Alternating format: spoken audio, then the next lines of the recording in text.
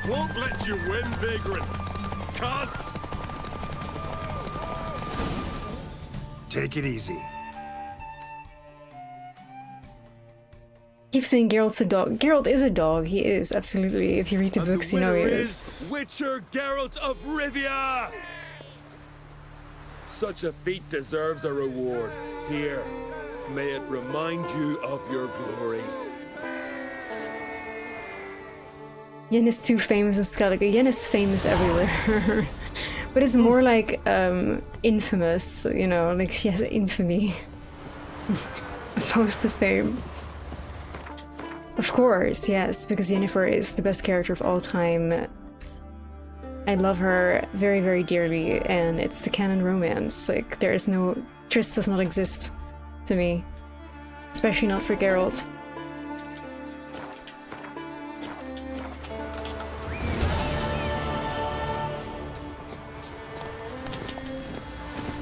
Somebody who's read all the books, and even read the books before The Witcher 3 even came out, the notion of a Triss romance is just heresy. It's heresy. To each their own, though. To each their own. But to me, it's like not a chance in hell. How are you, Beef? Welcome in.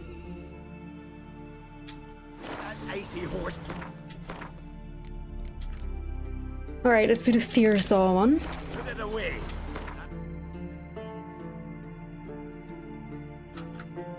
Advice.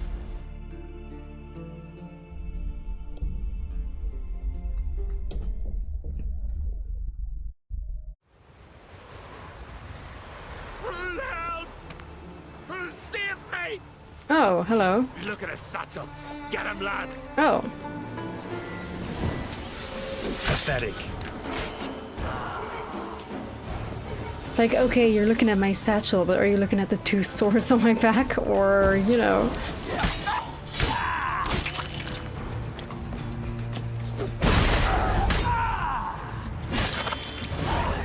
These fucking idiots.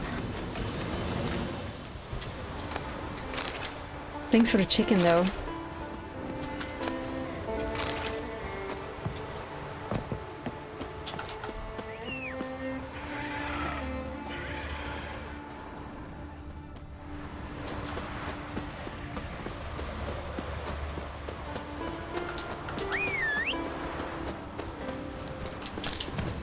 I do want to know what the Zerrikanian saddlebags look like. I don't think I've ever had them equipped. Let's see. Because they're basically the same, right, in terms of capacity. They look the same too, just different colors. Okay. Funny. That's it, Roach.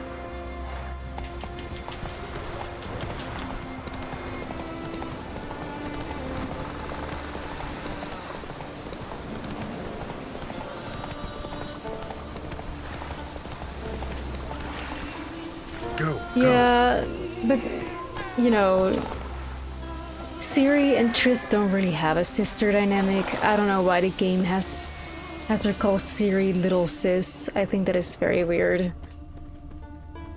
That's very weird. I don't know why they did that. Like, I don't know. I don't know why they did that.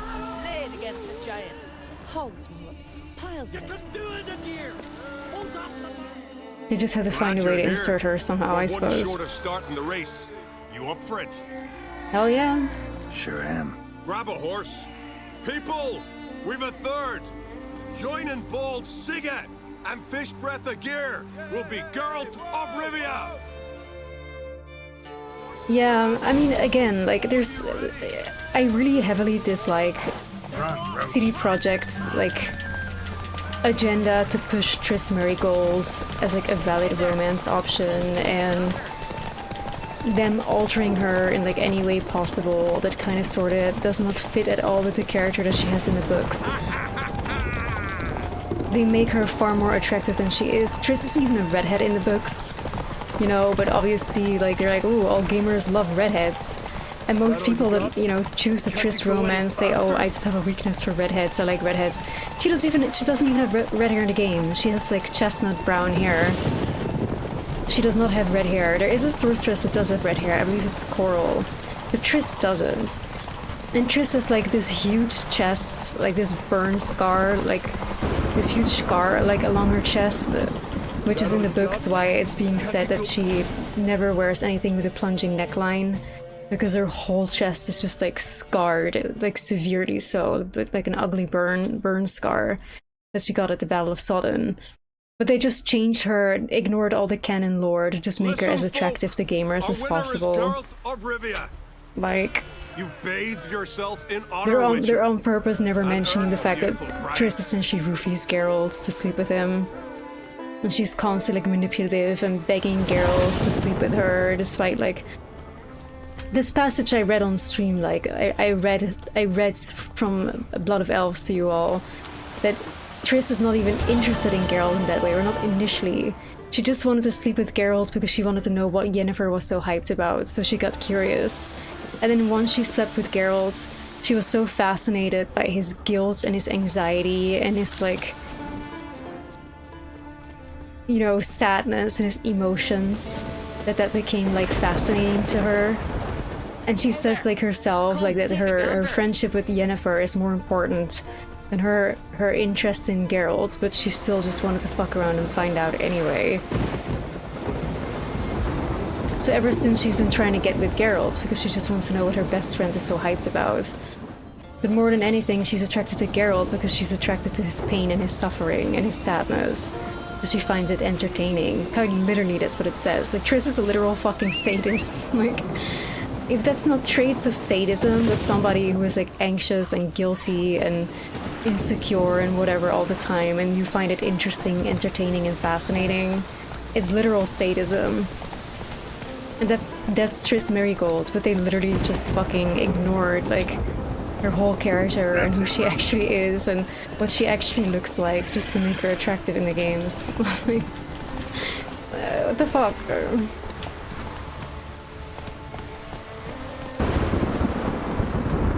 It just does not compute for me, I fear.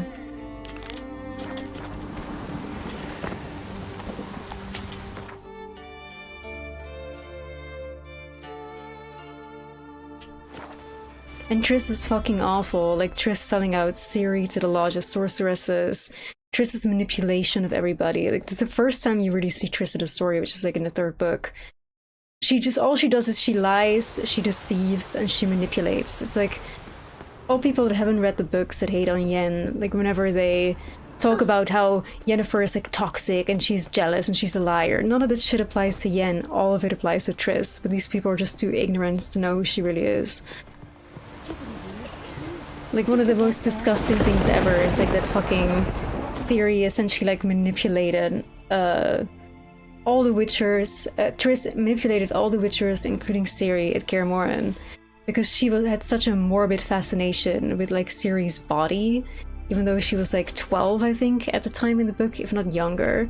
She had such a fascination with her body to see if the enhancements the Witchers were giving Ciri during her training at Kaer Morhen, to see if it had any sort of effect on her physical body, that Triss legit lied to everybody that like, oh, Ciri's clothing, how can you guys have her run around in that frock? And then Vesemir is like, she's been wearing these clothes for like a whole year, they're comfortable for her. And it's just like, oh, this simply won't do. Ciri, follow me. And then Ciri's like, what the fuck? This woman only just got here. Like, this is like Triss's first day at Kaer Morhen. And then she basically says, you know, shun Ciri for the clothing that she's wearing. Like, how can you wear that ugly clothing? Lucky for you, I'm pretty good with a sewing needle. She is not. But it's all like a scheme to get Ciri to undress so that right in front of her, so that Triss can ogle Ciri's body and see if any changes has been made. And this is literally Triss Merigold. Like, I've never met like a more manipulative, like scheming person.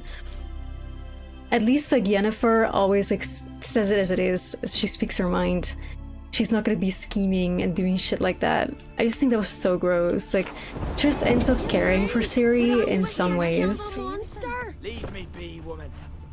Although it's more the opposite. I feel like Ciri ends up like taking physical care of Triss more, because like this whole like arc where Triss is like very sick because Triss cannot apply potions to herself to heal herself of ailments because Triss is like allergic to a magical compound. So she gets like very sick and she has like this like dysentery and she basically nearly dies, and Ciri and Geralt just end up like carrying her around like everywhere, trying to take care of her. But yeah, that was like the brief time that Triss was like spent in Kaer Morhen. The towering hope. That frosty plague laid on the ground. But that shit's just so fucked up. Come closer, stranger. Last year. Yeah, like, it's true, like, in those moments, even in front of fucking Ciri, like when Triss is like out here nearly dying, she hangs herself around Geralt's neck and she's like, please Geralt, please kiss me, please fuck me Geralt, like literally like that. And Geralt just is like, Triss, what the fuck are you doing? Like, he's like, what the fuck is your problem? Like, he is not interested at all, like, well, that's essentially like all they're doing is like Geralt has to consistently carry Triss to the woods to basically do what she gotta do and then carry her back, and they just carry her back and forth like that on like this caravan. It's like, and all the while Triss is like, you know, consistently begging Geralt to essentially sleep with her, like right in front of Ciri, and that's like so fucked up. It's so fucked up. She's like, Geralt, I'm dying. Please grant me my dying wish. Geralt. It's like fucked up. Anyway, gamers, we'll take a short break. I'm gonna actually grab some water real quick and get some nasal spray because my allergies are acting up, so give me a few seconds.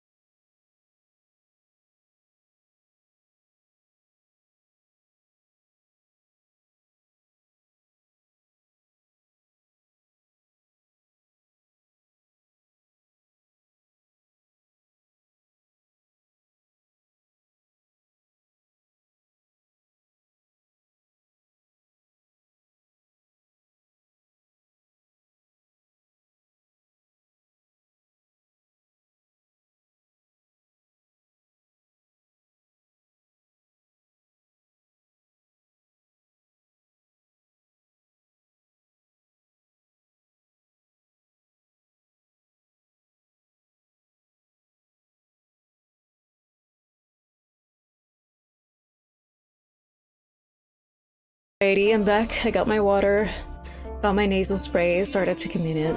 It wasn't where it usually was. I left it in my bag, apparently. Oh, I can breathe again. You try to stay out of the hate game. We're not hating Triss. Like, I don't hate Triss Marigold. I think she has certain qualities that I like and certain qualities that I don't like. But ultimately, she's very manipulative, she's a liar, and she's a traitor. You know, she refused to help her friend Yen when Yen was being hauled against her will by the lodge, yeah. And then she tried to sell out Ciri too. It's like, you know, Triss is a very complex person, just like everybody's a complex person. Like, Geralt has a lot of flaws too, and I do like Geralt too, you know? Yennefer also has her flaws, so I don't hate Triss, but so to say, oh, I stay out of the hate game, it's like, well, I don't hate her. However, I do think she's a horrible fit for Geralt, and that doesn't change. And what I do hate, however, is that basically CD Projekt altered her so severely from who she actually is in the books to who she is in the games that I think like that's just weird and fucked up, you know, like, because everybody else in the books has authenticity and is done authentically. Yen is done very authentically. She's very similar to how Yen is in the books. Geralt, of course, is. But Triss in the games versus Triss in the books is like almost a completely different person, and I think that's fucking weird. Like, not only in appearance but also in character. She's been made into this like really soft, kind, like person. I mean, not really, because, you know, I see through the manipulation in the games as well. You can still see glimpses of like her actual personality, like how jealous she is. She meets Geralt in Novigrad. One of the first things she asks when she has the time to sit down with him is like, "So, how's Yen?" And then when Geralt gives an answer, she's like, like she gives like this like nasty snide remark, like, figures, like, you know, like. So her personality does shine through, but it's like if you don't know her prior, her actual demeanor and her actual behavior, then you don't know how manipulative she actually is and how she's jealous of Yen and like all the underlying things that are playing with her. Just like probably if you haven't read the books and you don't understand sarcastic wits, that you may think Yen is catty and shit like that. It's like the lack of knowledge is probably the thing that gets people so confused on who they actually are, you know?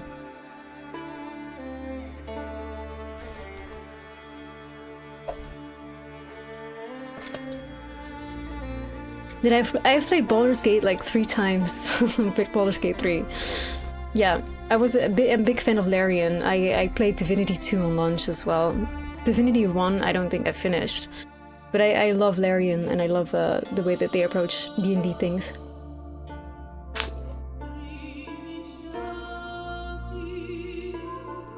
Oh yeah, I mean, absolutely. Like, Triss is severe bait for the average gamer. I like that she's willing to fight the Wild Hunt in the game. Big improvement from Triss in the books. I mean, that's true, right? Like, you can approach this from the angle of, like, what one of the chatters said earlier, that years past, people can change. Well, only 2 years have passed since The Witcher 1, when it comes to, like, Geralt and Yen dying in the books. People can change, so you could say, of course, like, oh, well, Triss has just learned a lot, she's changed a lot, she's changed who she is. But I don't think that is the case, you know, like, I think more than anything what CD Projekt did is they grabbed this side character from the books. Again, because the developers, they admitted that the reason why Yennefer is absent in the first 2 games is because they weren't confident in their ability to accurately portray Yennefer, and the pressure was just too high. Because Yen is literally one of the main characters together with Geralt and Ciri. It's all about them, right? And they did not feel confident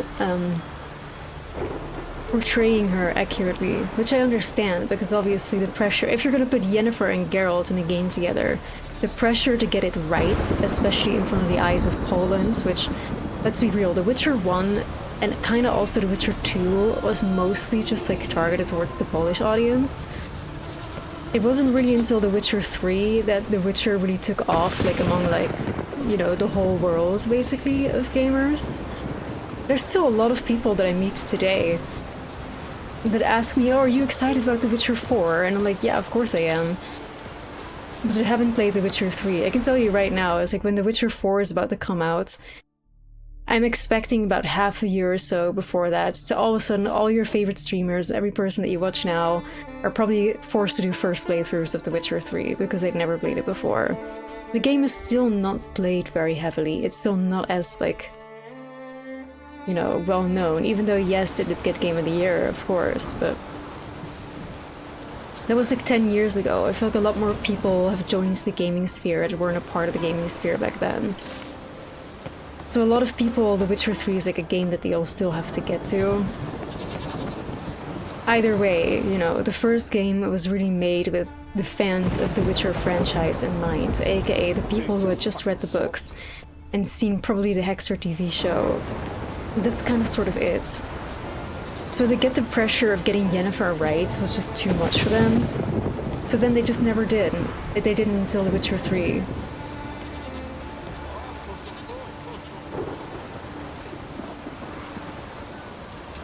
And Triss was more of a character that was present, so they had some stuff to work with from the books, but they took just a lot of liberties to just like change her into, you know, a attractive romance option for Geralt, because more than anything that's what they wanted, right? Like, I don't remember much of the first game when I played it, because it's been so fucking long at this point, but I remember the first game like being so filled with like sex and nudity, and it was really meant to sell that kind of like, you know, hypersexual, semi-hentai-ish game with fighting elements to the gamers back then, you know. And Triss, obviously, using her as a blank slate, somebody that really thirsts after Geralt and you know, always is like fiending for him.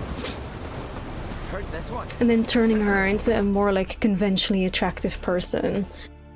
It just fits, you know, selling the game to gamers, really. It just fit what they wanted to do and what they wanted to achieve. Uh-oh. That frosty place. And I think maybe that's like why Triss Merigold is just so fucking different in the games compared to the books.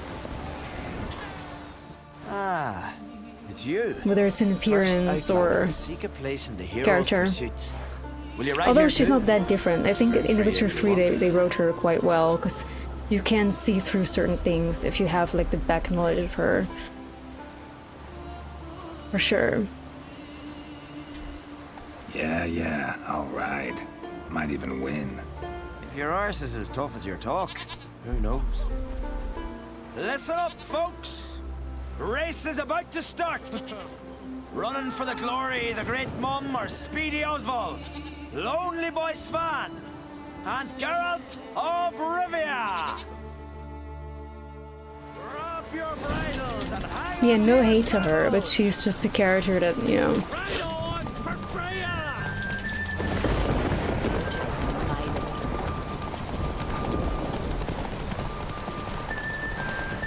Keep your distance, vagrant.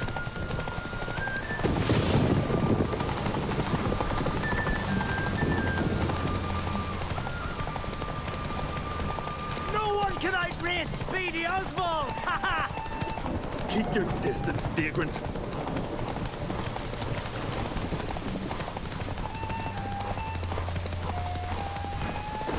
Go, Roach, go! Speedy Oswald! Ha ha!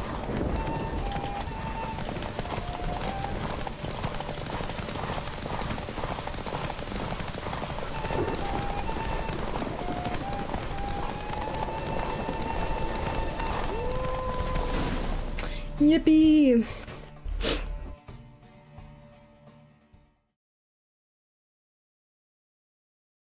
Ugh, why does it always take forever for like allergy stuff to just take hold? As you said it would be. You won. Glory's yours, as is the prize. My allergies are always so fucking bad in winter. Victories. There's always the great So race fucking on bad Hindersfjall. that like when I there's a suffer tall a order. permanent post-nasal drip kind of situation in winter and fall.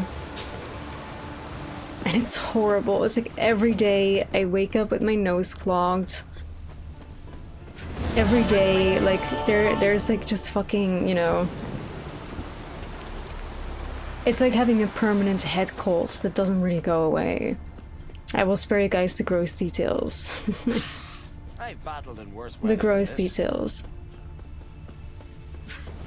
But you can always feel like all of the, you know... gunk from your nose, like just being stuck like in your throat and like in every crevice of like your nose due to the fucking allergies. Like, and it just does not go away. It just fucking stays there and there's nothing you can do about it. And it's called post-nasal drip and it's just awful. And it's because of my fucking allergies at winter. Like I hate winter so much I'm allergic to it. Basically. Which is not entirely true. I'm just allergic to the particular pollen in the air around that time, and also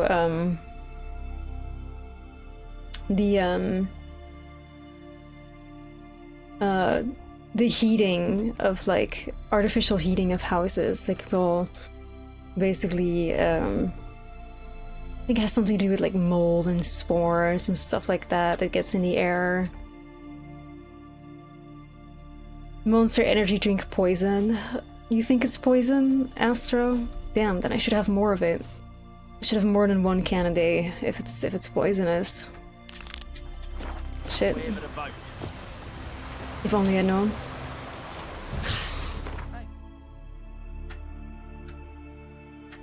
Double win-win, something that's delicious and expedites my way to death. That's fantastic.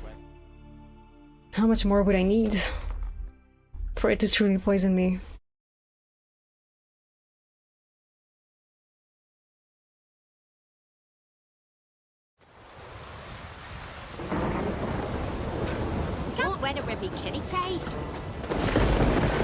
Alright, it's the final race, and then the last wish. Finally, gamers. I'm so excited. Acid reflux. I don't have that, thankfully.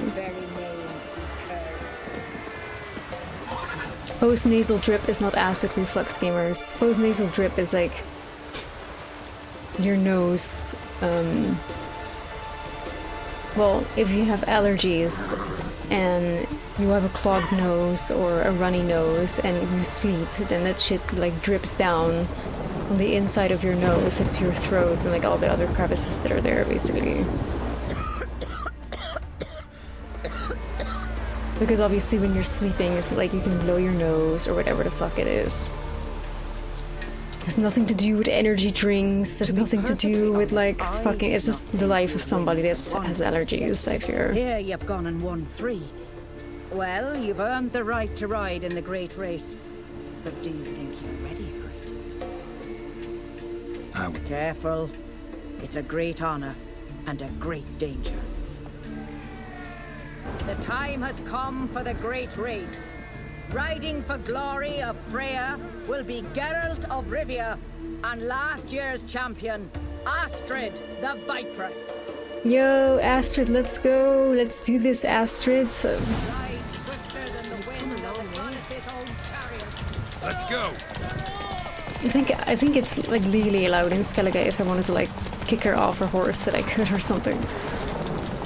Like I can slash her with my blade. Out of the way or I'll kill you. I won't. We'll just re-interference work on away, but... Oh my god, fuck, she took the other trail, huh?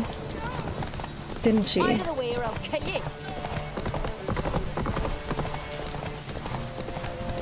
This is such a difficult path, like goddamn.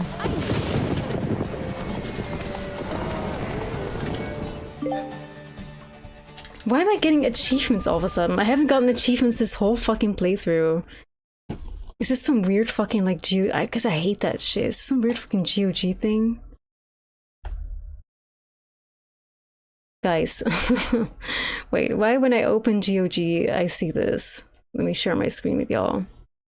What the fuck is this? Wait, is this like notorious like dating game? That I I think I've seen like Miss Mika play a part of it at one point. Is there like a second part out now? What the fuck is this? Honestly, I should write that down. It's like a game to play on Valentine's Day, probably. Like, because we've played Super Seducer like a few times, like during Valentine's Day. I will have to write this down. 5 hearts under one roof. Is that it? Let me write this down.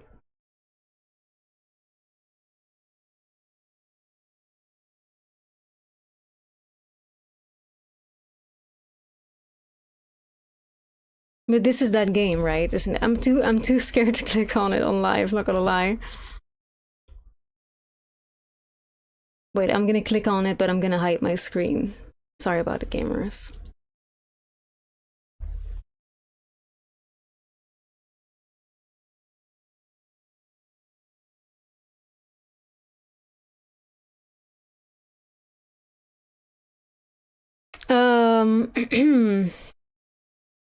Well,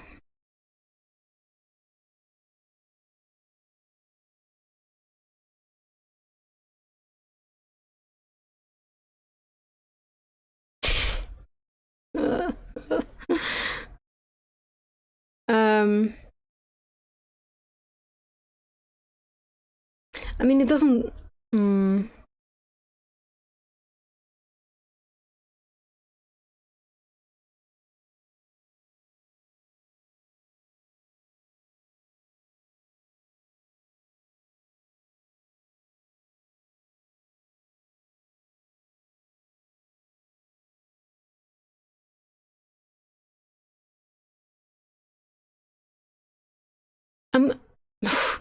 Lol. Okay, like, guys. Okay, so I just clicked out of it to just go back to the game. So now I'm here again on this page.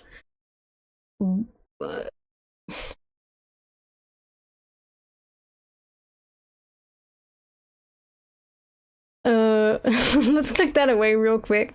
What the fuck has happened to GOG? Like, I thought, you know, that GOG was more like about retro gaming and shit.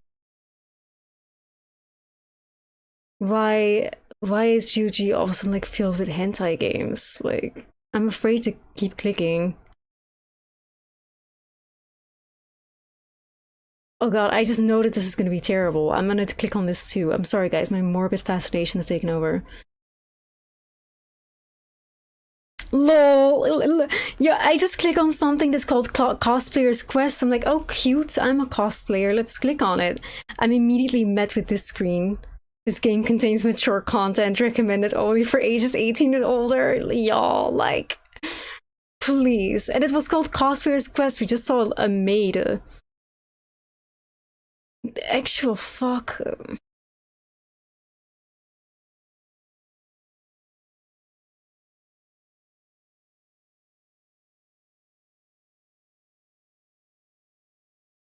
Tags. Sexual content, NSFW, nudity.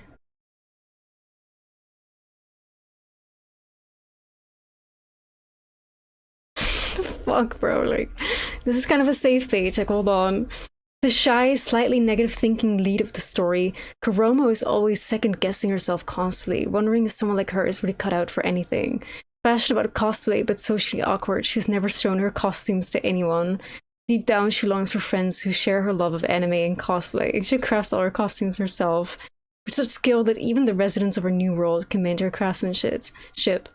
Too nervous to chat with the hairdresser, she cuts her own hair.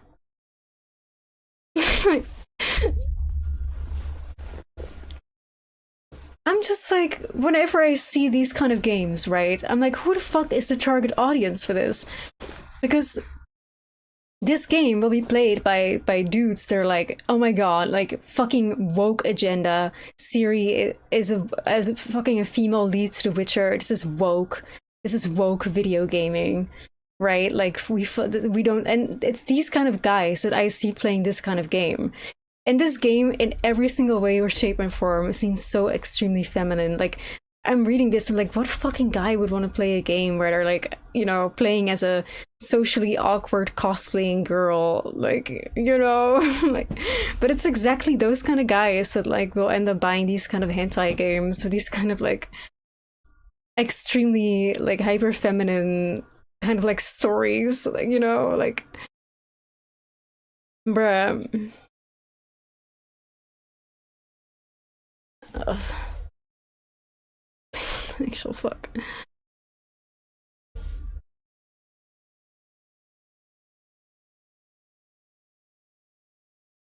Oh god, I feel like this is somehow also something like I feel like this is somehow also a hentai game. I can't prove it. I will have to click on it.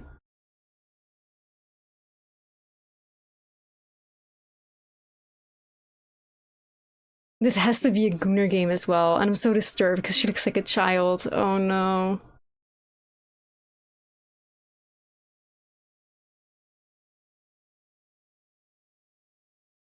Why is GOG publishing the... I think...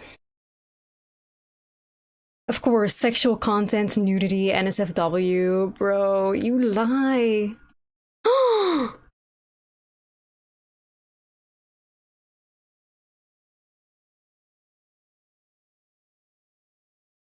A controversial masterpiece banned in Japan for its shockingly intense content.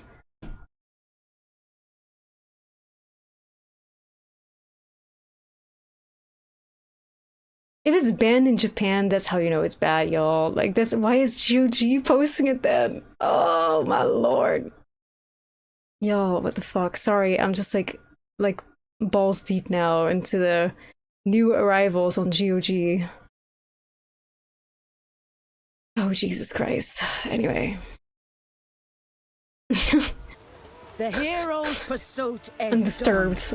Geralt of Rivia. Sorry for that, y'all. Sorry for that break. The Vipress, the White Wolf, our dark horse, has won. I'm a Sagittarius. I get morbidly curious. Must be pleased, as should you be with your prize.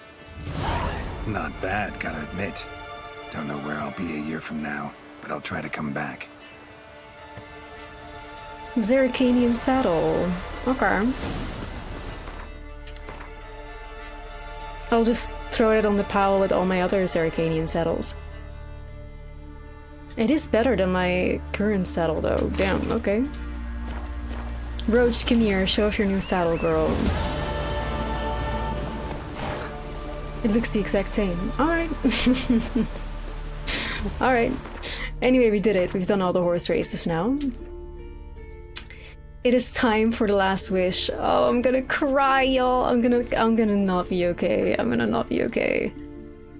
Hey, Big Hat, thank you so much. I'm gonna not be okay. I'm gonna fucking cry. This quest just means everything to me. Here we go. Before Geralt and Yennefer parted after their adventure in Freya's garden, the sorceress asked him to meet her in Larvik. She made it clear this was a personal matter, but gave no further details.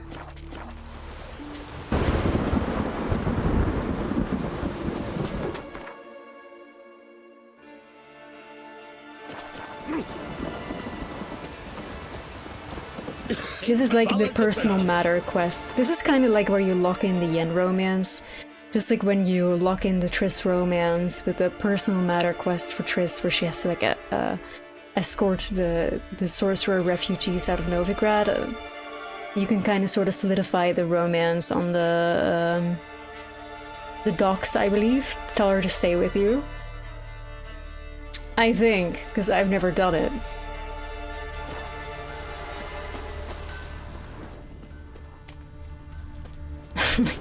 I've never done it. But considering how Dijkstra is like, oh my god, you fucked up, man. That's why the Well, I'm just not interested.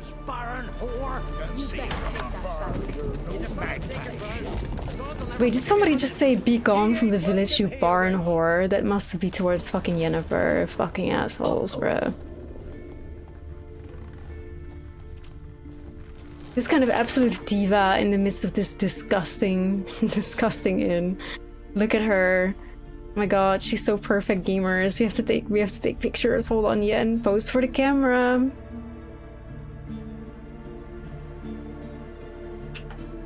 Pose for the camera, Yen. Yep. Look at her. Like, I love this outfit so much, which is why it was the first cosplay that I made. I think this costume I'm wearing is like 8 years old now. She looks so cute and so pretty. But this pose is like extremely adorable on her. Cute. Love it. Screenshot saved. It better be. Eva. I love these boots also. They're just fantastic.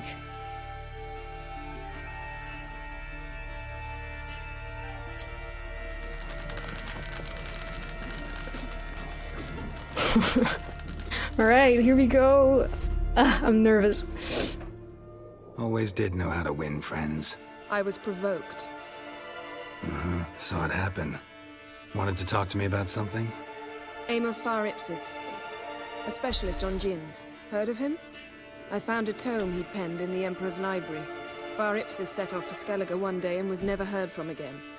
I asked some of the local folk. Some here still remember him.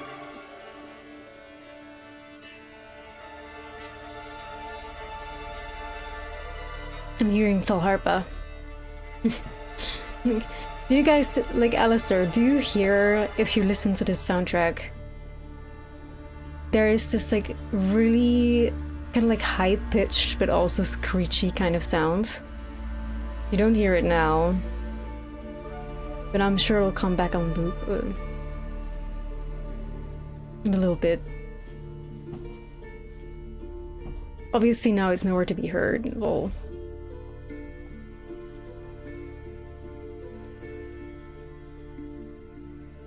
No, it'll come back. It'll come back. It'll come back. Because the soundtrack's always on loop anyway. It will return. Just hold on tight.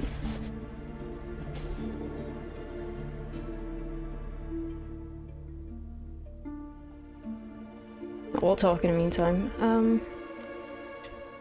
They know what happened to him? The locals say they last saw his ship off the coast of Hindersfjall. Then a once-in-an-eon storm broke. So he's probably fish food by now. Not necessarily. I must learn what became of him. Why? Do you know him? No. It's not the mage who interests me. It's his djinn. This sound you hear just now that just kicks in, this particular sound, it kind of sounds violin-like, but a lot more screechy. That is the sound of this instrument right behind me.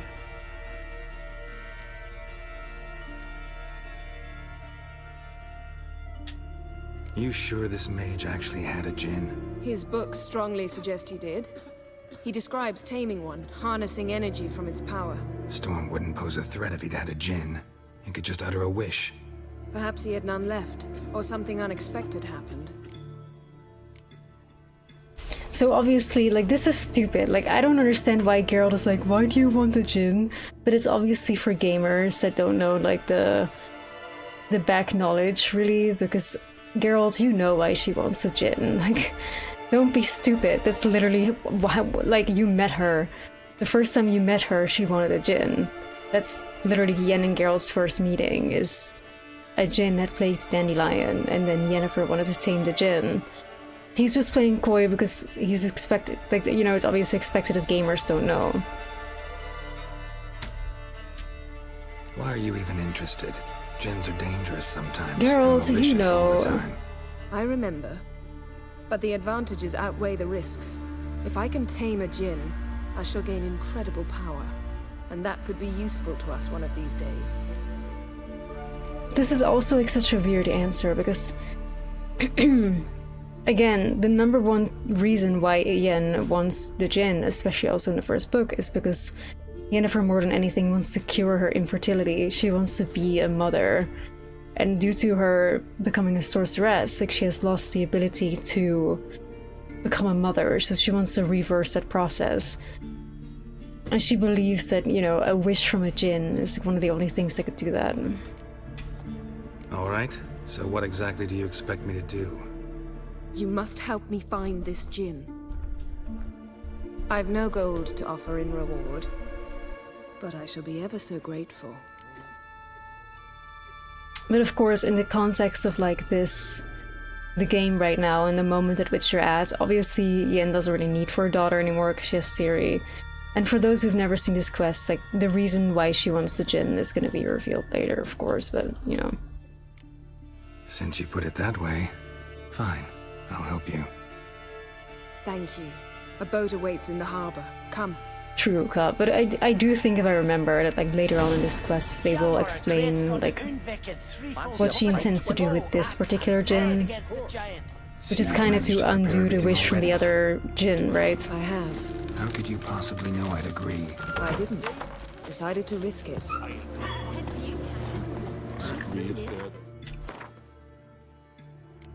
Here we go, a whole essay is added. Geralt duly traveled to Larvik, where Yennefer revealed to him her plan. She intended to capture a Jinn and draw on its power. The very thought makes my skin crawl and my throat constrict.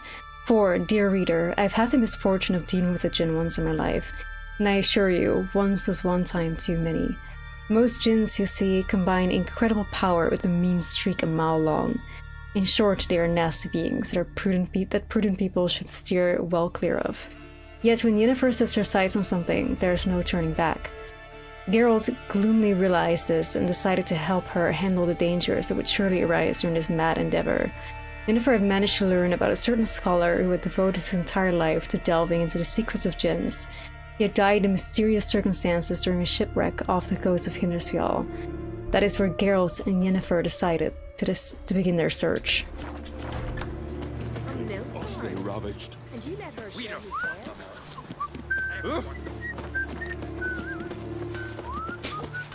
Ever consider settling in Care Trolldown? Lead the way. Just once, you might try to take the initiative. Would you even let me? It would depend on the situation. Oh man, love her. No, that's right. That's right.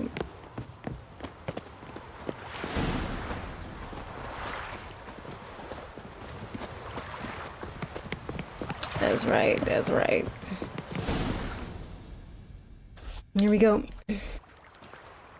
The ship carrying the Jinn sank somewhere in this area. Not too precise as leads go. I'll cast a spell on our boat. We'll know if there are any wrecks on the seafloor below us. All right, let's get to work. Mind if I take the helm? I got a choice. No. I love that. And thank you, Yen. We appreciate it, because sailing this boat fucking sucks, so we're not mad at him.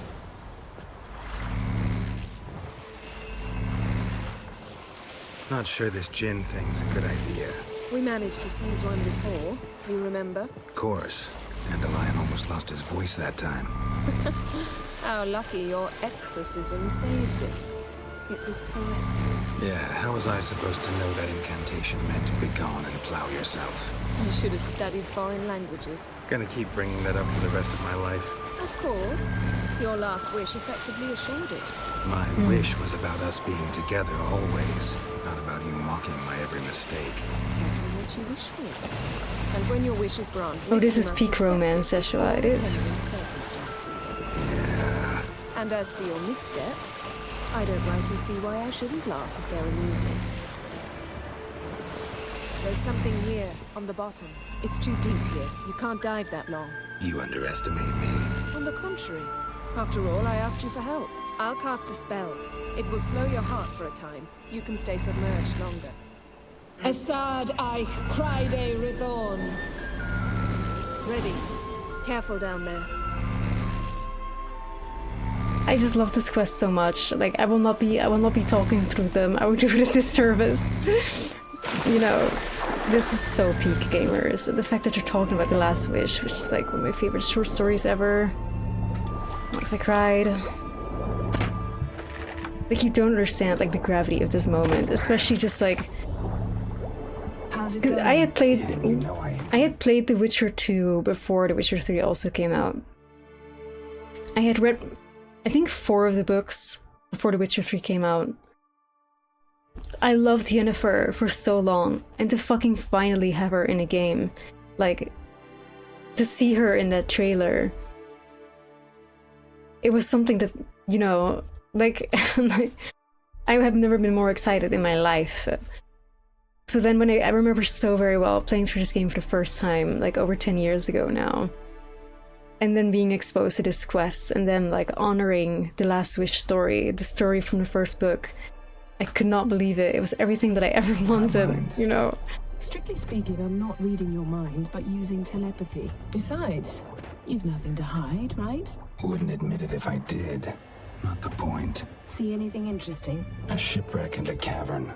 I'll look inside. Yeah, and we see a million of drowners at this moment, so we're a bit busy. We're a bit fucking busy not dying. Couldn't she have cast like an anti-drowner spell on us?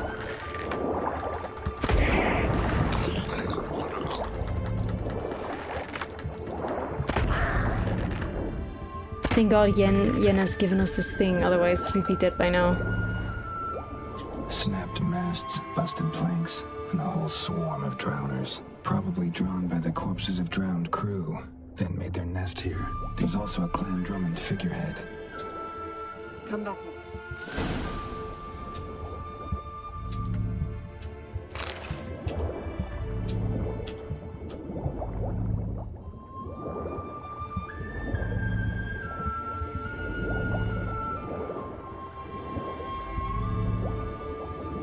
Uppies, Geralt, uppies.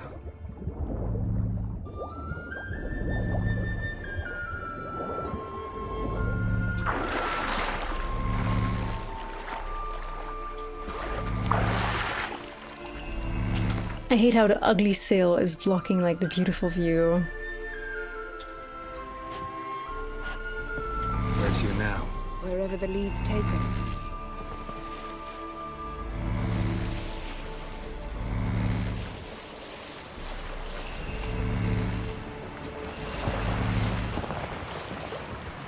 Say we find the Jinn. What'll you do? Ask for a beautiful house? And a palace? And a queen's crown? Are we still talking about the Jinn? Or have we moved on to a talking fish? Doesn't much matter. Both make wishes come true. What would yours be? You learn in due course.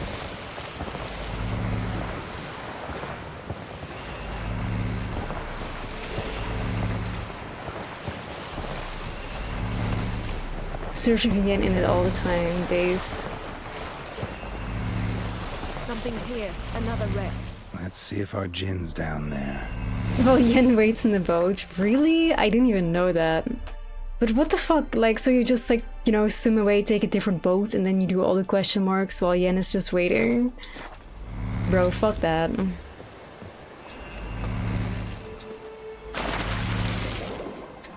That's so horrible.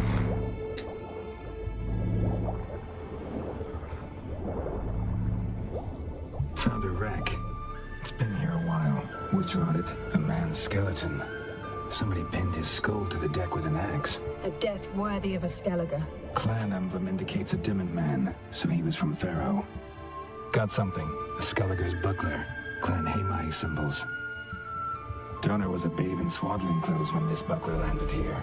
Yen, doubt any of these boats were the mages. These are old sunken longships.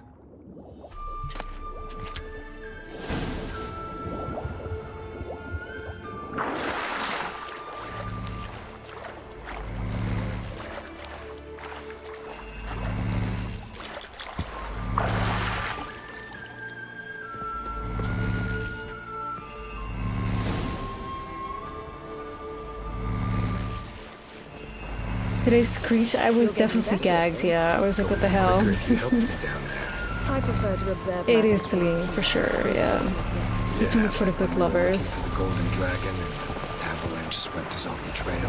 Me clinging to the remains of a bridge for dear life. You gripping my waist, admiring the view. Remember? Chasm below us was breathtaking. Rustling trees, lazily. Such a good story too. I remember. Though I found myself admiring what I had right in front of me. Aw, gamers, aw. Aw, that's such a sweet thing of her to say. Oh. Oh. Yennefer, we love you so much, girl. Like, Something how strange about those rocks. What if I There's cry? something on the bottom. Let's see what it is. What if I cry, gamers?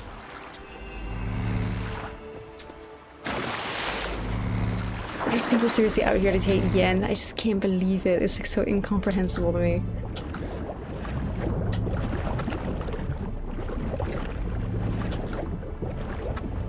See something? Something doesn't do it justice. A huge crater, as if a meteorite landed here. I must see it. Diving in after all? No, I shall cast another spell to see through your eyes. Now relax. I su foltje bedem ein echte illivaid. That is no meteorite crater. What is it then? The effect of teleportation. A powerful force cut out a fragment of the seabed, rocks and everything lying within the teleportation zone. Always claimed portals were dangerous. I believe we're on the right track. Look for anything that might contain a gem. Fucking siren killing my vibe. Too cramped in here for us both. I su foltje bedem ein echte illivaid.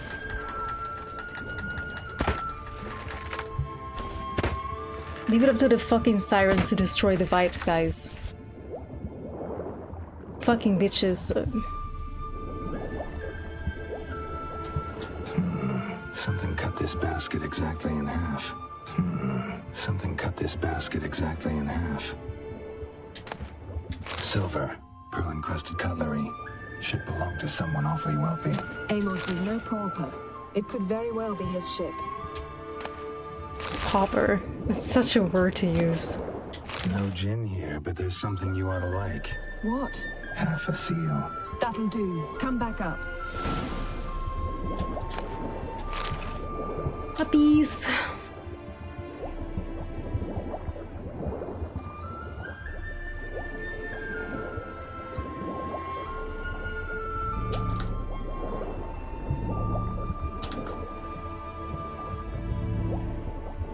Oh my god, Geralt, why are you so slow surfacing? But then I'm realizing he's carrying like what, 80 kg of armor on his back, so it's fine. We forgive him.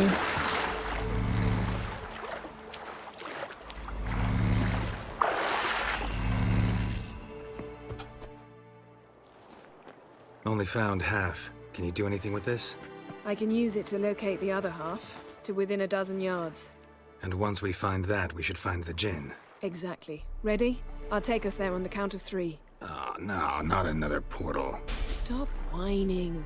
1, 2... Geralt. This man, y'all. This fucking man. Like, oh no, not another portal.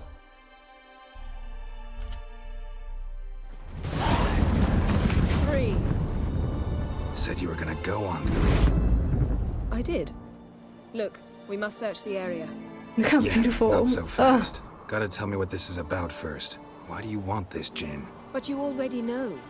A gin's power is priceless to a mage. Tell me or I leave. I'm leaving. You can't stop me.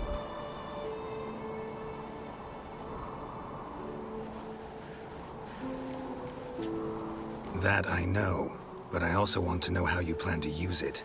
Wouldn't go to these lengths. Well, I do have that, Joshua. I have all her beauty marks painted on with makeup. You just don't see it because the camera far away.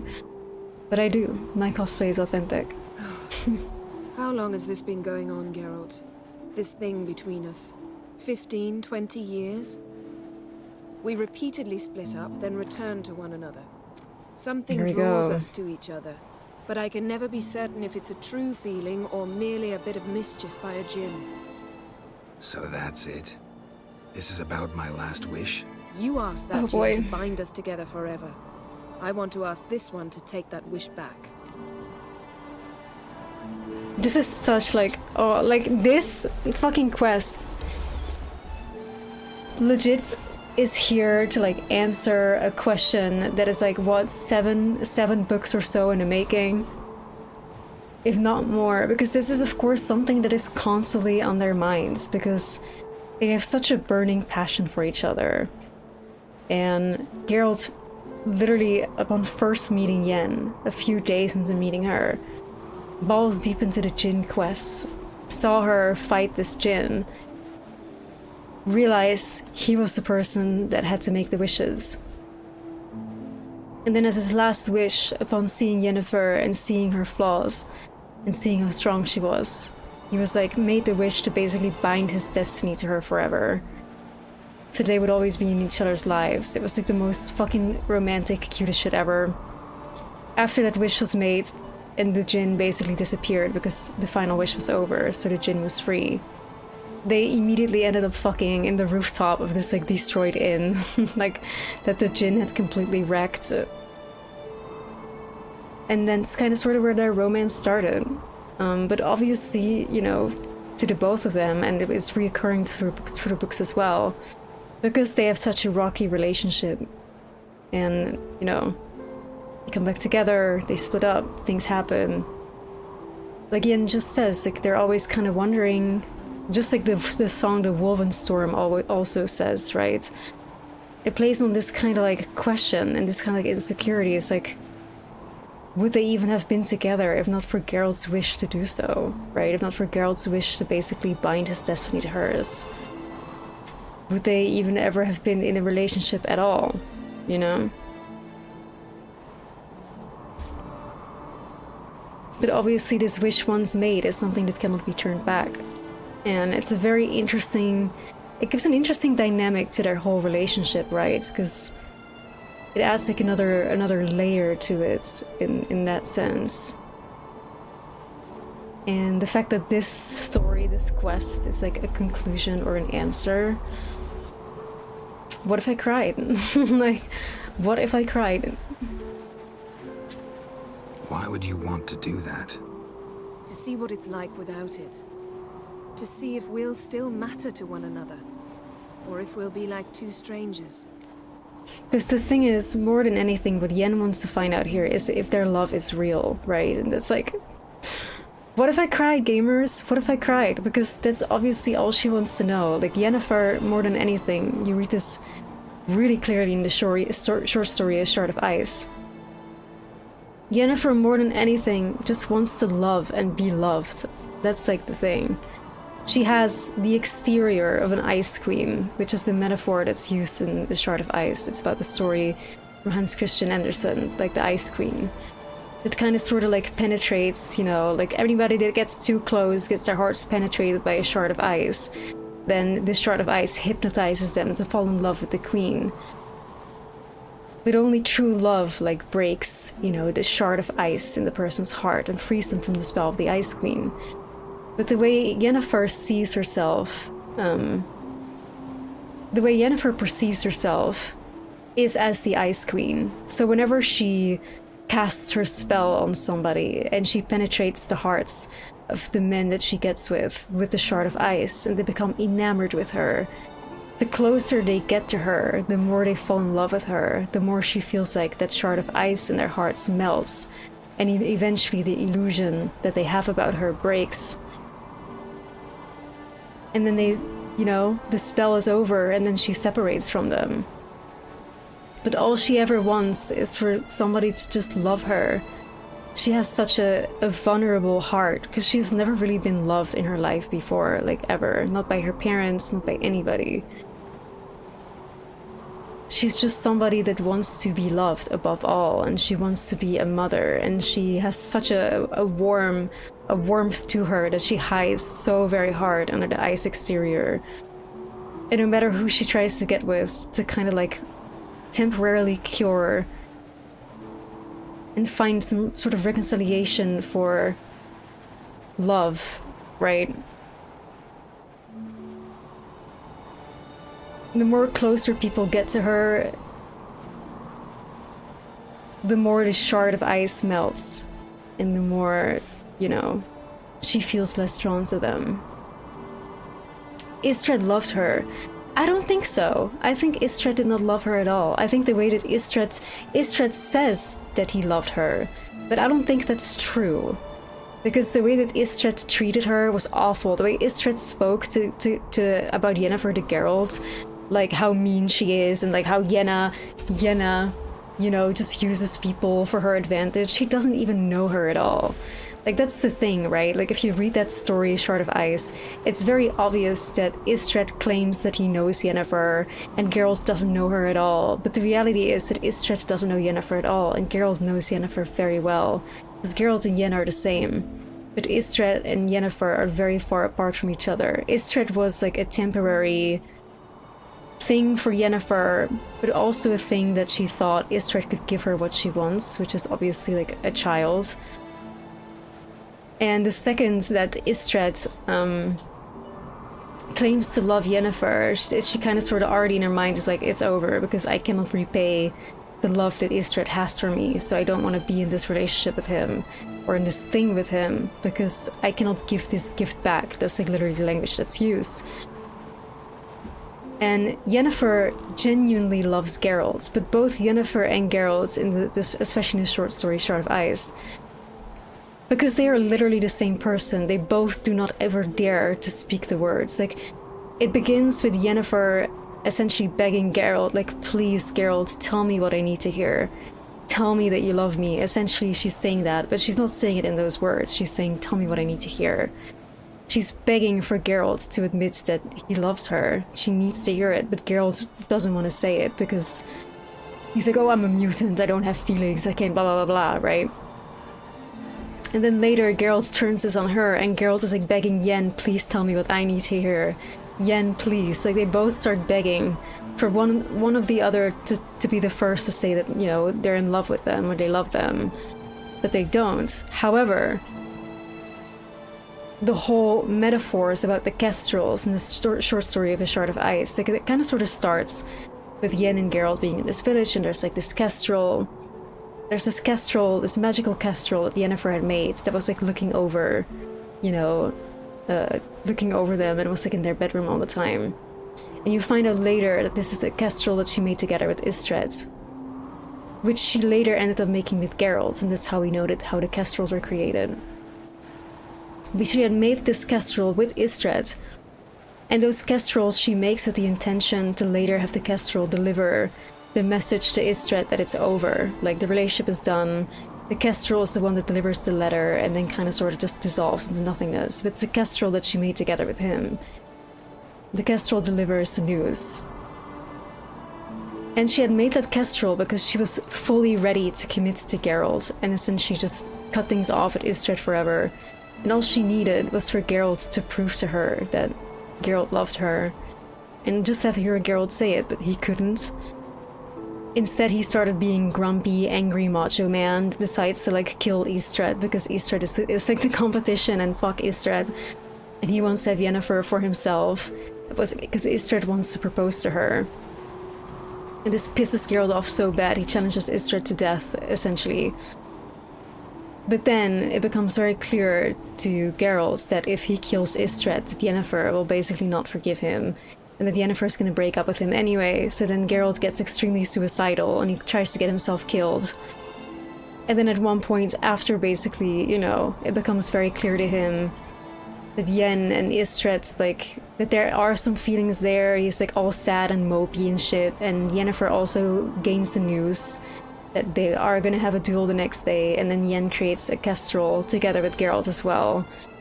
Which, you know, at the final conclusion of the story, you find out, like, Istred says to Geralt that, you know, basically he shows up at this, like, fight to the death with a sword, and he's not gonna use his magic, and Geralt's like, why the fuck? And then it becomes very clear that Istred wants to die because Yen delivered to him a letter that she's leaving him, and then he doesn't see a point to life anymore.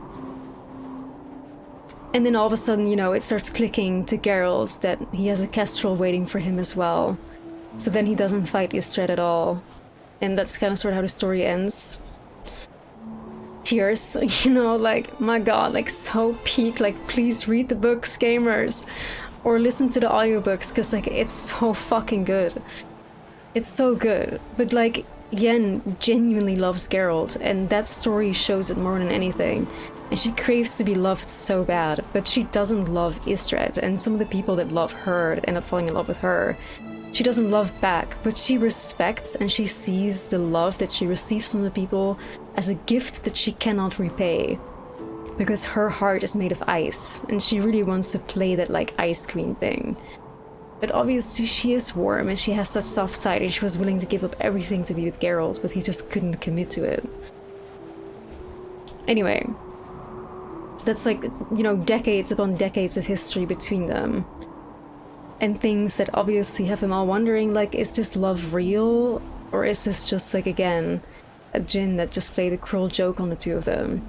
And she's here to find out. And the fact that the game answers that is like, what if we cried, gamers? What if we cried? What if I don't want to know? I'm afraid you no longer have a choice. Come, let's search the ship. What if we cried, gamers? What if we cried? Like, fucking hell.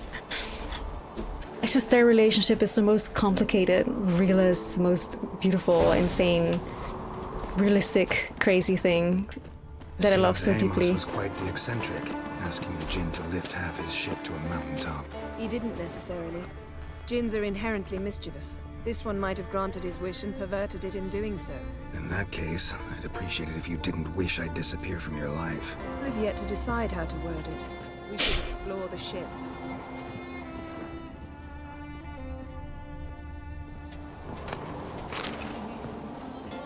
Peter Kenny, there's certain characters that I like Peter Kenny doing. I don't necessarily like Peter Kenny's Geralt. I really, crazy enough, I really enjoy how Peter Kenny does Ciri. I think he perfectly nails like the bratty kind of like princessy tone of like young Ciri. So he has his good moments and his like lesser ones for sure. But one thing is for sure, Peter Kenny is like in that booth recording those audiobooks like the rent is due. Like bro commits very heavily to every single character. Nothing interesting. Whether I like certain choices that he's made or not, at least he throws everything he has in it, so...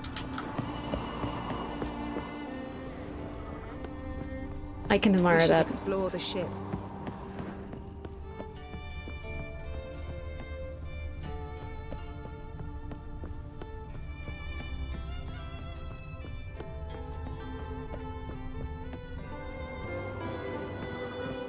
Interesting. Hey, big loot. Mystery of mysteries. Agnes of Glanville. Mystery of mysteries. Among the many creatures of our world, there are but two that are able to draw and absorb power. These are cats and dragons. Both species instinctively sense the presence of magic intersections and often choose them as resting places, which is strange, for other animals avoid the same spots. Numerous theories attempt to explain this behavior, but none do so with thorough success. Some scholars claim dragons use the power they imbibe to fly, for as the natural philosophers have proven, no creature of their size and mass should be capable of lifting itself into the air using such meager wings. As for cats, there's a theory stating the power is behind their gift for seeing things in complete darkness. Others claim this ability is theirs by nature, and they use the power of the intersections for other unknown purposes. Indeed, that of all members of the Felidae genus are able to see beings from other planes, invisible persons, and emanations of the power, has been proven beyond any doubt on numerous occasions. So this is cute because I'm actually reading the final chapter of Blood of Elves in my rereading session. So I'm rereading the story that Yennefer is like teaching Ciri how to control her magical abilities. And then she ends up calling Ciri daughter. I cry, okay, anyway. Anyway.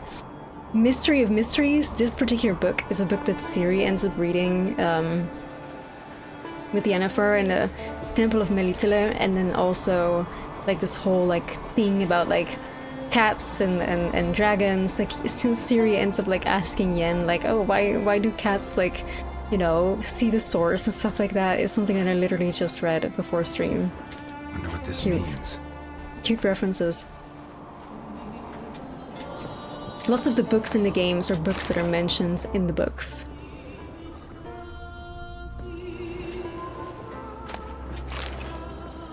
Oh, thank you, Teacup.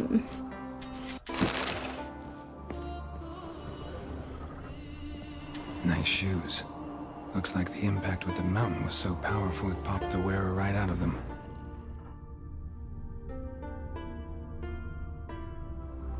Well, I don't think that's true, Dun. I don't think that's true. Mage must have slept here. I think there was a wish that was actually granted, of course, like... Wonder what this means.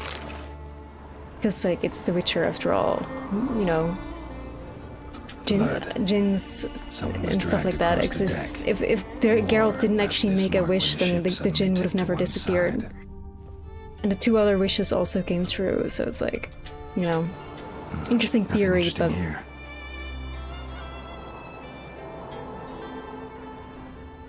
Nothing interesting.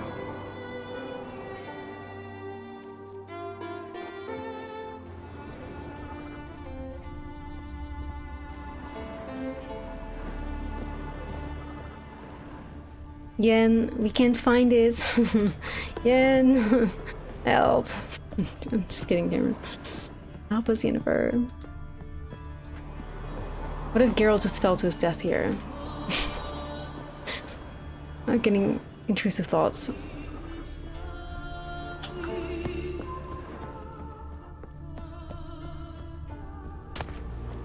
Elemental Empires by Giambattista. This is also something that Yennefer talks about with Ciri, about like the fact that you can draw from sources of water, fire, earth, air, stuff like that.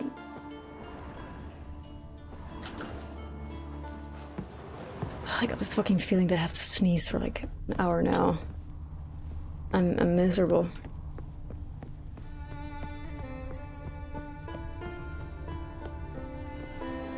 Yeah, no, that's the thing also, right? Like, he doesn't wish for love, he just wishes for their destiny to be bound together.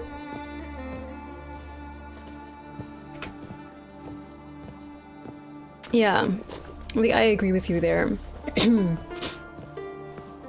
Because Geralt's wish was for their destinies to be interlinked. So essentially, that in that way, Yennefer would play a role in his life forever, but he definitely did not wish for them to fall in love. He definitely did not wish for her to be in love with him. So their love is definitely, like, real, and it's also, you know, pure, because it's not, like, something that he explicitly wished for. They could have indeed had, like, a villain relationship. They could have hated each other, and he could have been like the #1 op in his life that just simply couldn't leave him anymore.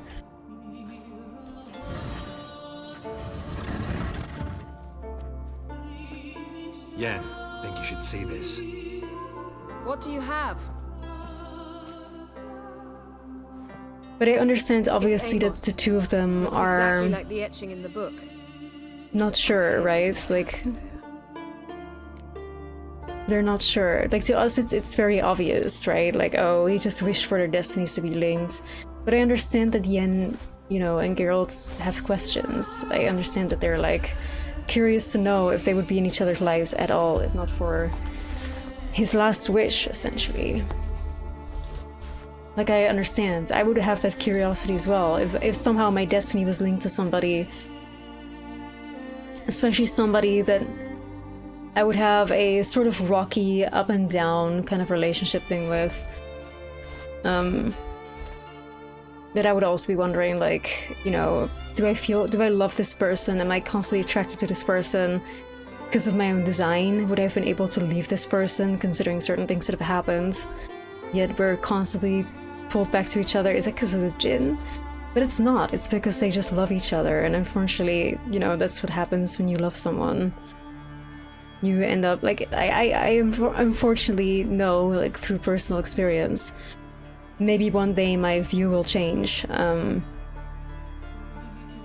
but I know through personal experience that, like, the more you love someone, the more that they can hurt you, right? Like, love and hurt are basically just the same thing that exists on, you know, they're basically temperatures of the same concept. They're not opposites. And you cannot, like, hate somebody. Like, true hate basically can only exist when there's also true love for someone. Because the opposite of love is not hate. The opposite of love is apathy, aka not caring at all what somebody thinks or how somebody feels or whatever the fuck.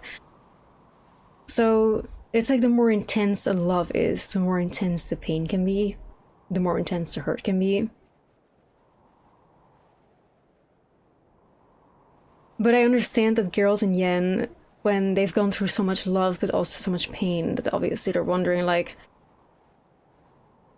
without this djinn, would we just have separated paths and never returned to each other, you know? But that is them misunderstanding love. Because one thing you have to understand about these two individuals is, even though they're both like 100 years old at this point in the game, neither of them have ever experienced love. Not by a parental figure, not by a brother or sister, nor have they either of them ever been like in a relationship with love, right? It's like they're essentially in this kind of rocky relationships because their emotional intelligence when it comes to love is because the both of them are essentially teenagers in a first love kind of experience. Neither of them have ever experienced anything like this before. So that's like why a lot of like mistakes are being made and a lot of questions are being had, because they just do not have the emotional intelligence. And I think that's also so very evident about, you know, the Shard of Ice story. But neither Geralt nor Yen is even capable of admitting that they love the other person. Because they're just also so filled with anxiety. Like, what if I love this person and this other person doesn't love me back, so therefore I don't want to say it. And it's like, they're like little kids in the regards of relationships, both of them. You know.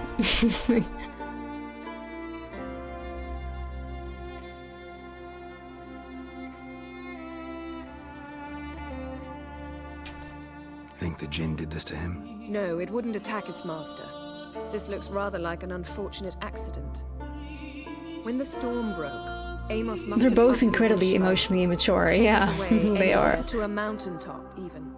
And the djinn granted the wish literally. They had a hard landing. Amos was thrown off his feet and against the wall. The bookcase did the rest. Like, they're both so wise and so intelligent in their like respective professions, but when it comes to relationships with other people, they're both like so insecure and anxious and unknown. It's like they're just searching in the dark in this concept of love that they both do not understand, right? If he died while being teleported, Seal might still be on him. It's like they both don't understand it, but it's something that they both crave. Come to the deck. I've an idea. Especially Yennefer.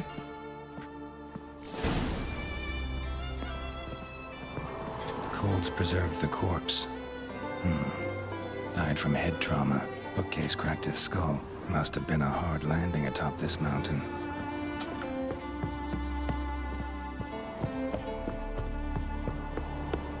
There's just so much complexity and so much beauty in their relationship and the themes that is explored within them.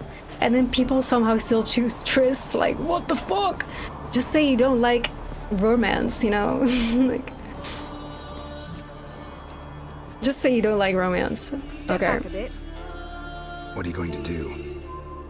Summon and tame the djinn. It's not likely to be happy. Stand at the ready. Tame djinn. Rif kaishta en gaia. Kaishta et disclare. Here we go again, gamers. Part 2 of the djinn. Again, with Yen and Geralt.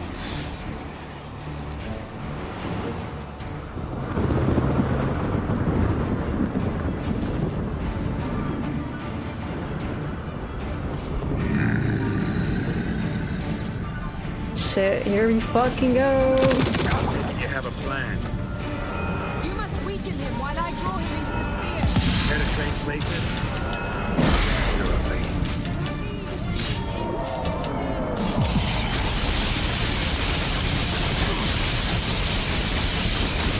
This fucking djinn. I can feel his strength waning.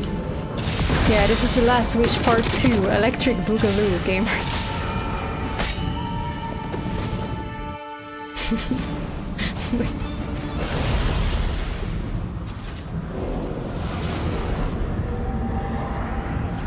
She got him. Your master died before uttering his last wish. I cannot capture you. We can struggle like this for eternity, or I can release you. If you do one thing for me. Do you see the spell that binds us? Only a djinn can remove another djinn's spell.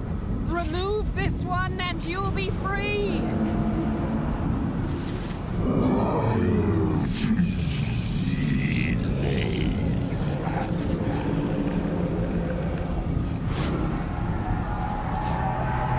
So, this is so fucking intense, bro. This is so intense. Oh no. What the fuck now?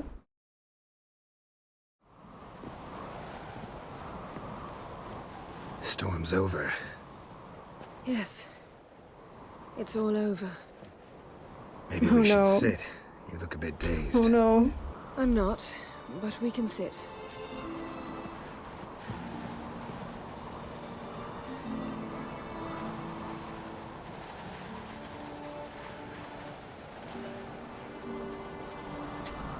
Feel any better? I told you, I'm fine. Don't need to play tough for me. That was a hard fight. Maybe not as hard as the last time we tamed a djinn, but still. No comparison, I'm afraid. Half of Rind suffered then. Now I'm merely a bit tired. Thank you for coming, Geralt. I'd have had a much harder time of it on my own. One thing about Yen, she's always gonna say thank you whenever Geralt... When has Triss ever said thank you, Geralt? When? Like... When? She always says thank you, no matter whether it was a Morkvark thing or this thing. That's proper. Oof, I never know what I should say here.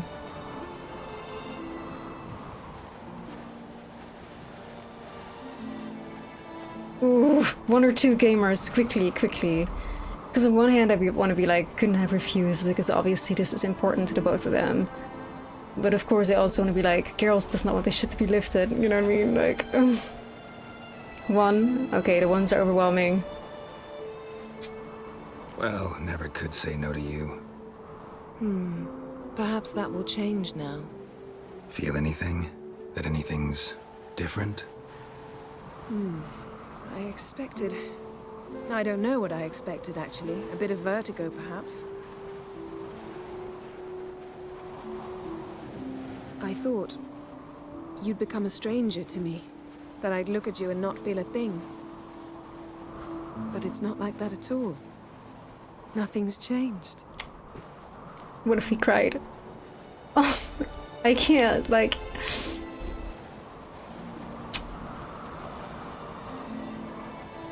Ugh, the tears are in my eyes, gamers.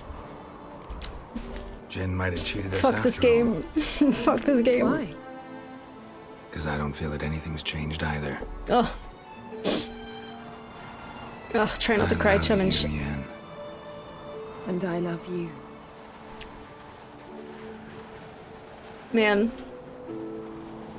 Cinema. Cinema. It's just so good. It's so good. It's so good. Ow, what was that? It can't be all sweetness and light. So good, gamers. Strange. Done that so many times. But it felt like our first kiss to me. It was, in a way. Besides, once you say I love you, a kiss has to taste differently. Because, like, this is, like, so... It's such a moment, because... They struggle so hard to tell each other that they love each other. Like, they literally can't. And this is something that Yen... And both Yen and Geralt have begged for each other to just say. And now Geralt is saying that he loves her. And it's like, oh my god. Like, this is something that she's wanted for fucking ever. And how he can say it to her in earnest without a djinn's spell to, you know, interfere in it. I literally cried. Like, there's a single tear has rolled off my fucking cheek, man. A single tear. Which, thank God, because, you know, thank God I could control my tears this time. Anyway. Maybe we ought to test a few other things. But the gravity of this is just so severe, man. Not so fast, Geralt. We'll have plenty of time to visit cozy cabins later. But I doubt the world will end if we sit here a while. It's just the gravity of it all. The story of these two... My, it's lovely. I can't, guys, like... Think the spirits of Skellige favor us. Like, fucking insane amounts of peak. There's never been a better quest, there's never been a better game, there's never been a better franchise for me. Like, holy fuck.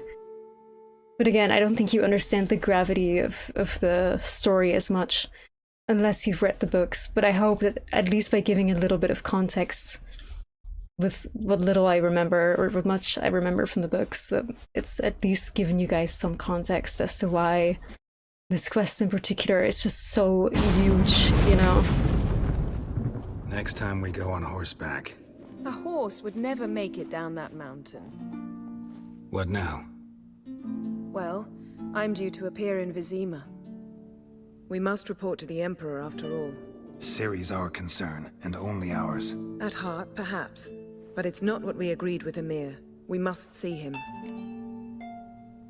Like, them saying they love each other is such a just like decades upon decades in the making, basically. Ugh, I can't, y'all. By the way, I saw you earlier, chatter. Abomination, you want to say you lurk a lot of my streams, absolutely love hearing these deep thoughts and explanations. My accent and voice super soothing. Thank you so much, man. I appreciate that, and thank you for appreciating the cosplay as well. Awfully loyal to your patron. He happens to be your patron as well, darling. You'd do well to remember that.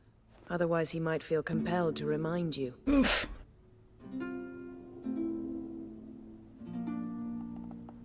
Honestly, so be it. Like, again, it's like, we don't want to make Emir an enemy yet. If we gotta, we gotta. We wouldn't have known Ciri had returned if not for the Emperor and his agents. It's the least we can do.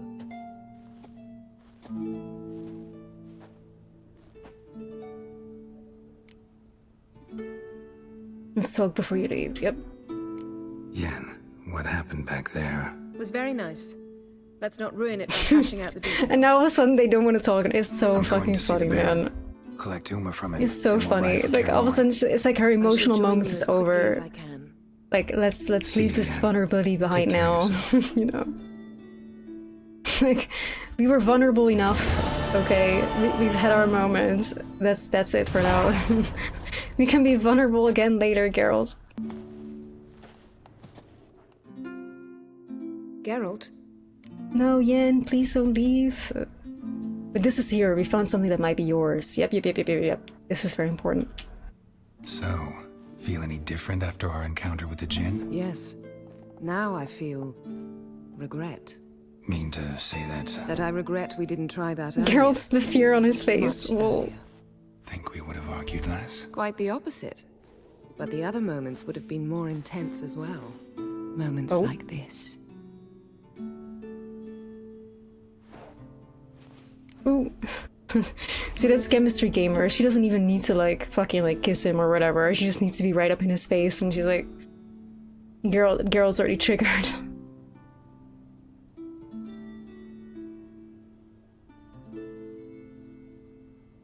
Triss goes head over heels, but she's not head over heels. She's just happy that she stole Geralt from Yennefer. And that's the big difference, right? Like, because she's clearly admitted that she doesn't care for Geralt beyond just like a fascination for him and a jealousy for Yennefer, which is literally in the third book. Ever think about the past? About your time with the hunt? At times, I'm amazed we survived. Eridan's not usually one to leave witnesses behind. That's just it. He didn't. Lost my memory when I escaped the hunt. Ah, yes.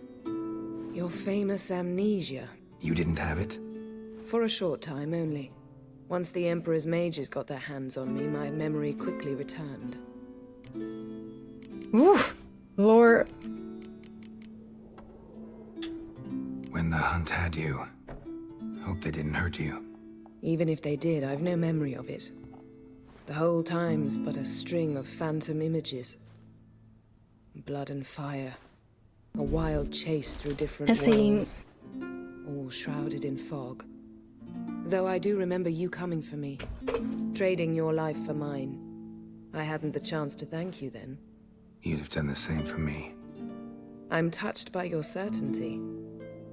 But you've yet to tell me how you escaped them. Wouldn't mind knowing that myself. There are times I remember rushing forward, red riders around me. Next thing I know, I'm in the woods at the foot of Kaer Morhen. That's it. What did Eredin This is want interesting, from you though. exactly? The same thing he wanted from you. You don't recall? Draw a blank on most of my time with him. We were bait, Geralt. Both of us. Eredin believed Ciri would come for us sooner or later and he would capture her. Fortunately, she didn't fall for it.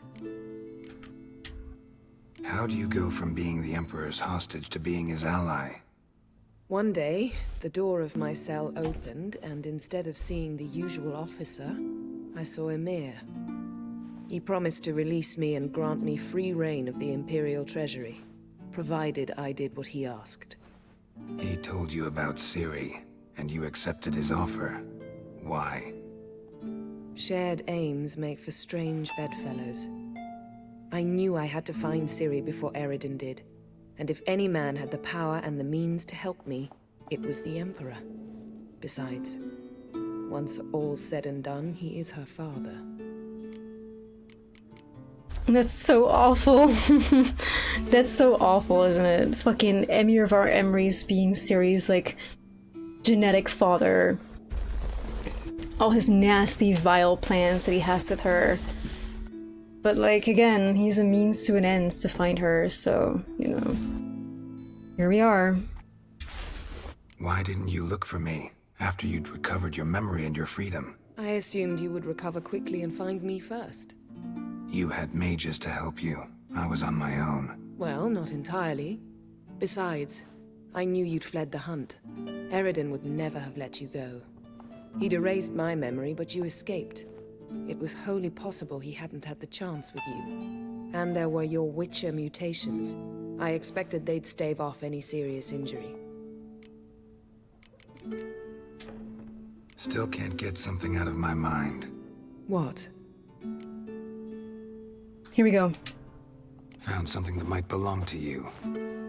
That skull some sort of accessory? If so, you've changed your style a bit. It's a weapon. Don't remember ever seeing you with that. It's as you said. I've changed my style. She's goth. She's goth now. Thanks, Yen. See you later. I think we give the crystal, Philippa's crystal, and Kaer Morhen. Ink. Geralt? Thanks, Yen. See you later. Peak gamers, peak. What a day on this Witcher Wednesday. The delight that we've had finishing the main quest here in Skellige. Got Uma to collect, no side quests left to do besides Passiflora. We'll probably do a bunch of the question marks in the next one and then head for I would say probably where the middle part of the game begins. I feel like this part where you exit Skellige is like the first 33% of the game done. So now we're heading to the middle section of the, you know, the 33 to 66% of the game. To me, like, the game is like split up in like 3 segments, right? Like the beginning section, middle section, and the end section. And this part where you're morphing back into, like, away from Skellige and you're starting to head to Kaer Morhen is kind of sort of where you enter into like the middle section of the game. What about treasure hunts? I'm only doing the bear one because I really only use the bear gear, so. Oh, this was so peak. Jesus Christ, this was so peak. This was so peak. It was so good. It was so good. What a Witcher Wednesday, gamers. Goddamn. I would like to conclude this Witcher Wednesday by, you know, this part of... I found somebody on Twitter that had posted a screenshot from, I think what I remember, is the 4th game. The 4th book, I mean. Where Geralt and Yennefer are at this, like, ball. They're attending this, like... No, I play Witcher every day of the week, but I started by playing only on Wednesday, but then it was such a success that I just played it every day. Really. But there is this passage in the 4th book. I'm talking about the books like they're the Bible. That's so fucking stupid. But anyway, there's this part where Geralt basically, you know, enters this sort of banquet with Yennefer. Triss is there too, as far as I know.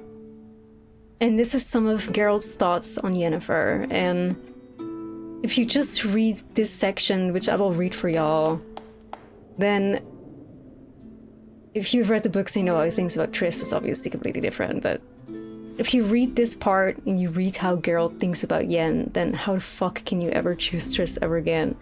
So I'm gonna conclude with this that I found specifically, you know, for this moment. So get ready for like a really small part of the books, right? This is what Geralt's thoughts. So this is, you know, again, from Geralt's thoughts, Geralt's POV, because he is, of course, like the protagonist of the book. Yes, he answered in his thoughts, you're not mistaken. There is only she, Yennefer, at my side, here and now, and only she matters. Here and now, and what she was long ago, and where she was long ago, and who she was with long ago, doesn't have any importance, not of the slightest importance, because now she's here with me, here among you all, with me, with no one else. That's what I'm thinking right now, thinking only about her, thinking endlessly about her, smelling the scent of her perfume and the warmth of her body, and you all can choke in envy. And that's Geralt of Rivia for you. And he is like, and the reason why this is like basically an out loud thought is because at this banquet, basically there's only like mages and sorceresses, and they're all reading his mind, right? Because sorcerers and sorceresses can read minds. So he's out loud in his thought, basically thinking like, suck it, everybody. My thought is only with Yennefer. You all can choke, right? And that's Geralt. And that is just, you know, their love and their infatuation for each other. And I love it so fucking much, man. There's only Geralt and Yen. Triss does not fucking exist to me. Thank you for watching the stream, guys. Like, we're ending on this note. What absolute peak gamers. And there's so much good stuff left. Because Geralt and Yen don't end here. This is only the first 33% of the game, so... Night Rain, probably tomorrow. I think Silent Scream is like a good day for Night Rain. So yeah, probably Night Rain tomorrow. But that was The Witcher for now. And I hope you guys enjoyed it as much as I did. For me, I played literally my favorite part of at least the first 32% of the game. Absolute fucking peak. I enjoyed it so much. Thank you so much for being here, y'all. I hope you enjoyed it. And we'll be back with The Witcher probably, I'm thinking on Saturday or Sunday. We're gonna play some Night Rain tomorrow because we cannot rush through the game too fast either. Although RE9 is like looming above our heads. So, which is gonna interrupt The Witcher for a bit, but I hope you guys loved it. I know I did. Team Yennefer gamers, because there is no other team. No other team exists. And if you love this, and if you love them, and if you love The Witcher, please consider reading the books, because they will not disappoint you at all. Especially if you're bored. You know, you can buy the audiobooks or whatever. And go play this game if you haven't. Right? Anyway, thank you so much for being here. Thanks for watching. Thank you so much for the gifties. Thank you for the follows. Thank you for chatting with me through literally, like, my favorite game. So, I appreciate it. Thank you, gamers. Much love to you all. Take care of yourself. I will see you back tomorrow around 1 or 2 a.m. CET. On YouTube, there's all parts of my Witcher playthrough. Teacup, thank you so much for the biddies. Great stream tonight. Thank you so much, 80. Thank you. Yeah, no, they're all in my, on my YouTube. Every single part will be uploaded. I uploaded the part with Kira Metz and Letho today. So feel free to subscribe there, check that out. Every single part will be slowly but surely uploaded. We're only at part 6 on YouTube, I believe. Whereas here, obviously, we're at part 23, so I'm kind of like slow with uploading. But yeah, thank you so much for the support there too. Again, join the Discord. It's a button there that notifies you when I go live, etc, etc. So yeah, thanks for being on this journey with me, guys, and for being here to what is arguably, I think, one of my favorite playthroughs of The Witcher ever. I've played through this game like about 8 times. Of course, my first playthrough was very special. But this one on stream and being able to share it with all of you and giving my thoughts and hearing y'all's thoughts is, I think, my most favorite playthrough yet. So let's keep it up. Let's keep playing and let's keep just enjoying and loving The Witcher 3. Thank you so much again. And yeah, I'm leaving now. I'm leaving now, guys. Bye. You can't stop me. Bye. Bye, guys. I'm announcing my departure. Bye, guys. I'm going now. I'm going now. Just kidding. I'm looking for a raid target. No, don't go. Thank you, Finchy. Thank you. There we go. Now I feel validated. The most toxic bitch you know be like. Anyway. I'm trying to see if we have maybe a raid target somewhere here. God, I love this theme so much. If only it was on fucking Spotify, I would have it on loop.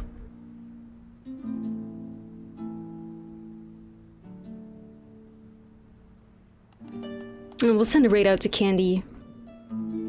Candy is grinding, bruh. She is grinding the Resident Evil games. As per usual. We adore her. Candy's currently playing through classic RE4, so that's quite a fun switch up.